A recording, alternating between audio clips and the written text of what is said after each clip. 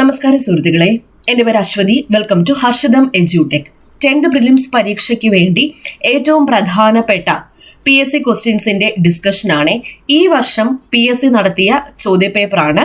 ഇതിൽ കൂടുതൽ ചോദ്യങ്ങളും SCERT പാഠഭാഗങ്ങളിൽ നിന്ന് തന്നെയാണ് വന്നിരിക്കുന്നത്. അപ്പോൾ SCERT പാഠഭാഗങ്ങൾക്ക് മുൻതൂക്കം നൽകിയ ചോദ്യപേപ്പറാണ് ഇന്ന് ഡിസ്കസ് ചെയ്യാൻ പോകുന്നത്. ക്ലാസ്സിലേക്ക് പോകാം. നമ്മുടെ ടെലഗ്രാം ചാനൽ ജോയിൻ ചെയ്യാത്തവരുണ്ടെങ്കിൽ ഫസ്റ്റ് കമന്റ് ഒന്ന് ചെക്ക് ചെയ്തേക്കാം. ലിങ്ക് ഞാൻ പിൻ ചെയ്ത് വെച്ചിട്ടുണ്ട്. തുടങ്ങാം.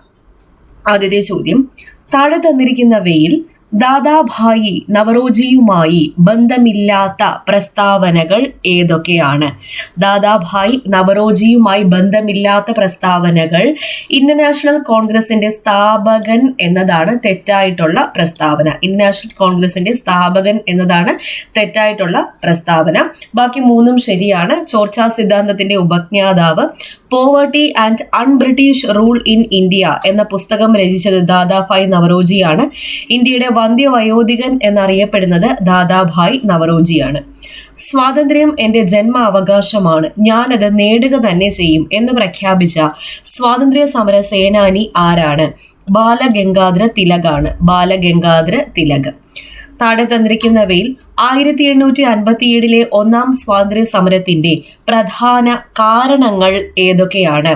കർഷകരുടെ ദുരിതങ്ങൾ, കരകൗശല തൊഴിലാളികളുടെ ദാരിദ്ര്യം, രാജാക്കന്മാരുടെ പ്രശ്നങ്ങൾ, ശിപ്പായിമാരുടെ ദുരിതങ്ങൾ. ഈ തന്നിരിക്കുന്ന 4 ശരിയാണ്. എല്ലാം ശരിയാണ്. ക്വിറ്റ് ഇന്ത്യ സമര നായിക എന്ന് ഗാന്ധിജി വിശേഷിപ്പിച്ചത് ആരെയാണ്? അരുണ ആസഫ് അലിയെയാണ് ക്വിറ്റ് ഇന്ത്യ സമര നായിക എന്ന് ഗാന്ധിജി വിശേഷിപ്പിച്ചത്. ഇന്ത്യൻ റിപ്പബ്ലിക്കൻ ആർമി രൂപീകരിച്ചത് ആര്? സൂര്യസെൻ ആണ് ഇന്ത്യൻ റിപ്പബ്ലിക്കൻ ആർമി രൂപീകരിച്ചത്.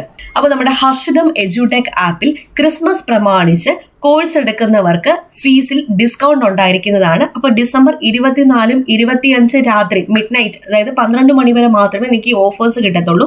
അപ്പൊ നേരത്തെ ഉണ്ടായിരുന്ന ഓഫർ എടുക്കാൻ സാധിക്കാത്തവർ ഇപ്പോഴുള്ള അവസരം പ്രയോജനപ്പെടുത്തിക്കോളാം. 2 ദിവസം മാത്രമേ ഈ ഒരു ഓഫർ ഉണ്ടാകത്തുള്ളൂ. അപ്പൊ എല്ലാ കോഴ്സുകൾക്കും ഉണ്ട്. നിങ്ങൾക്ക് ഏത് കോഴ്സാണോ വേണ്ടത് ആ കോഴ്സ് എടുത്തിട്ട് സാന്റ എന്ന കോഡ് അപ്ലൈ ചെയ്ത് കഴിഞ്ഞാൽ നിങ്ങൾക്ക് കോഴ്സ് ഫീസിൽ ഡിസ്കൗണ്ട് ഉണ്ടായിരിക്കും. അപ്പൊ ഏത് കോഴ്സ് ആയാലും ഫുൾ സിലബസ് കവറേജ്, അതുപോലെ സ്പെഷ്യൽ ടോപ്പിക്സ് ഉള്ള പരീക്ഷയാണെങ്കിൽ സ്പെഷ്യൽ ടോപ്പിക്സ് അടക്കമാണ് കവർ ചെയ്യുന്നത്.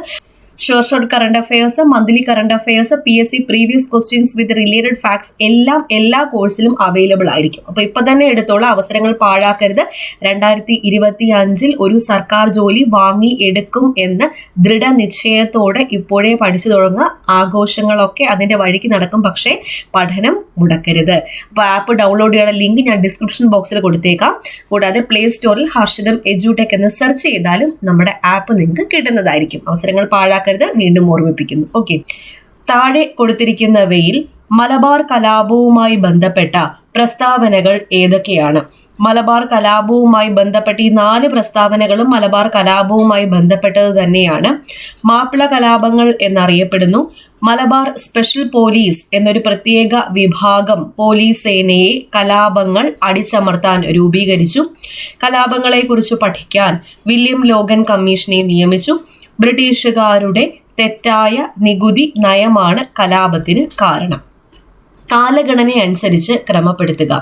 ഇവിടെ തന്നിരിക്കുന്നത് കുണ്ടറ വിളംബരം, നിവർത്തന പ്രക്ഷോഭം, മലയാളി മെമ്മോറിയൽ, ഗുരുവായൂർ സത്യാഗ്രഹം എന്നിവയാണ്.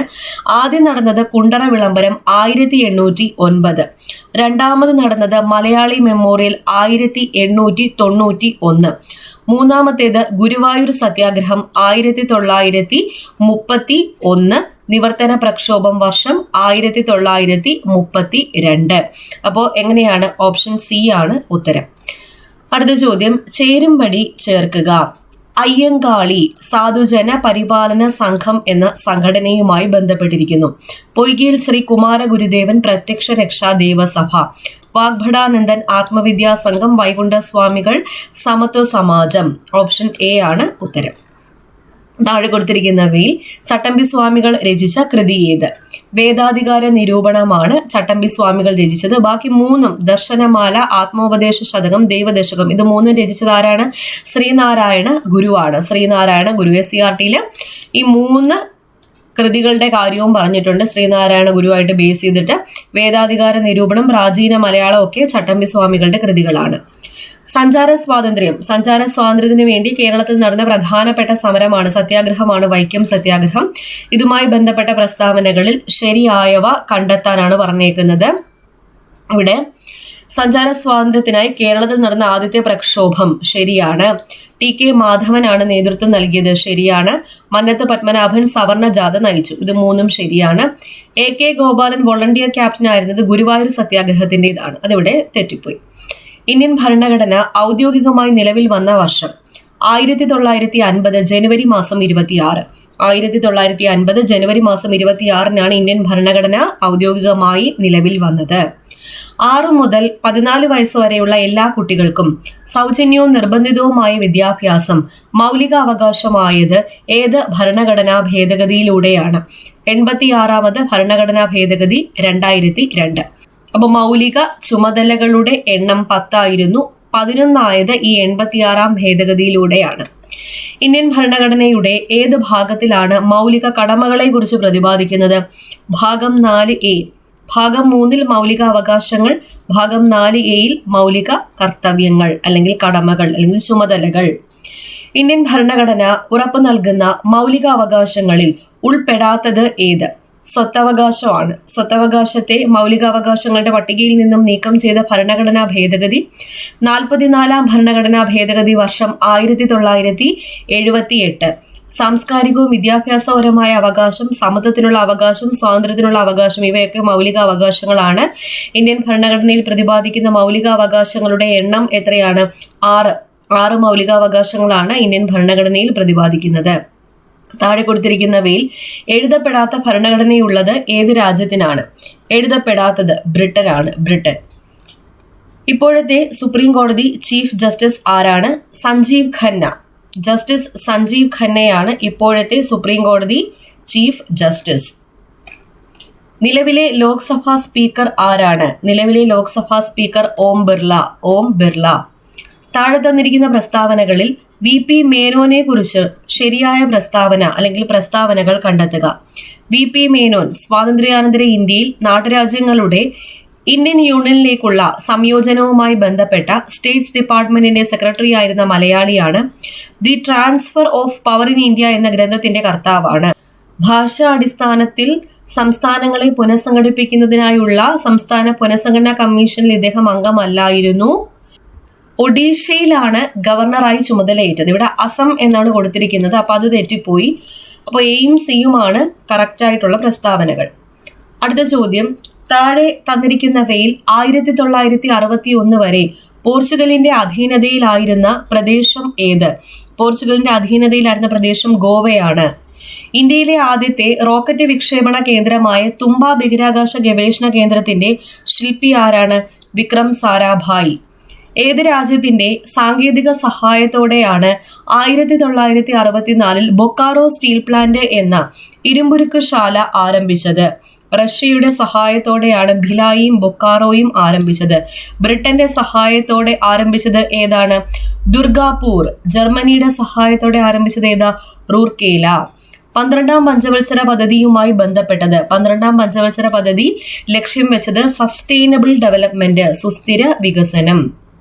താഴെ പറയുന്നവയിൽ കേരള സർക്കാരിന്റെ ഗവേണൻസ് ആപ്ലിക്കേഷൻ സോഫ്റ്റ്വെയർ ആയ സഞ്ജയ നൽകുന്ന സേവനങ്ങൾ ഏതൊക്കെ?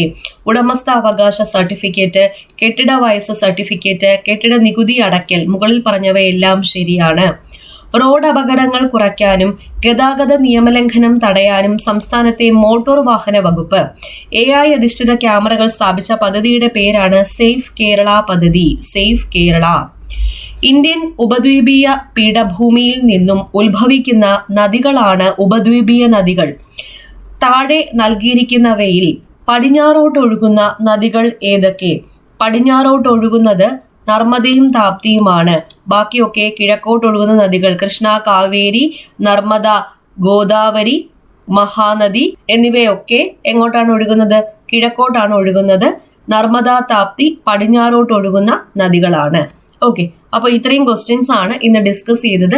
25 ക്വസ്റ്റ്യൻസ് എടുത്തു കഴിഞ്ഞാൽ 23 എണ്ണവും എവിടെ നിന്ന് തന്നെയാണ് ചോദിച്ചേക്കുന്നത്? SCERT തന്നെയാണ് ചോദിച്ചിരിക്കുന്നത്. 25 ക്വസ്റ്റ്യൻസ് എടുത്തു കഴിഞ്ഞാൽ 20 എണ്ണവും SCERT തന്നെയാണ് ചോദിച്ചിരിക്കുന്നത്. ബാക്കിയൊക്കെ ഒരു 5 എണ്ണമൊക്കെ കറണ്ട് അഫയേഴ്സ് ആയിട്ടാണ് വന്നേക്കുന്നത്. ബാക്കി ചോദ്യങ്ങളൊക്കെ SCERT ആണ്. നന്നായിട്ട് തന്നെ നോക്കിയിരിക്കുക. ഇപ്പൊ ഞാൻ നേരത്തെ പറഞ്ഞതുപോലെ ഹർഷിതം എഡ്യൂടെക് ആപ്പിൽ ഇന്നും നാളെയും ക്രിസ്മസ് ഓഫർ അവൈലബിൾ ആണ്. അപ്പോൾ നേരത്തെ ഉള്ള ഓഫർ എടുക്കാൻ സാധിക്കാത്ത ആൾക്കാർ ഈ ഒരു അവസരം പരമാവധി പ്രയോജനപ്പെടുത്തുക. അടുത്ത ക്ലാസ്സിൽ വീണ്ടും കാണാം.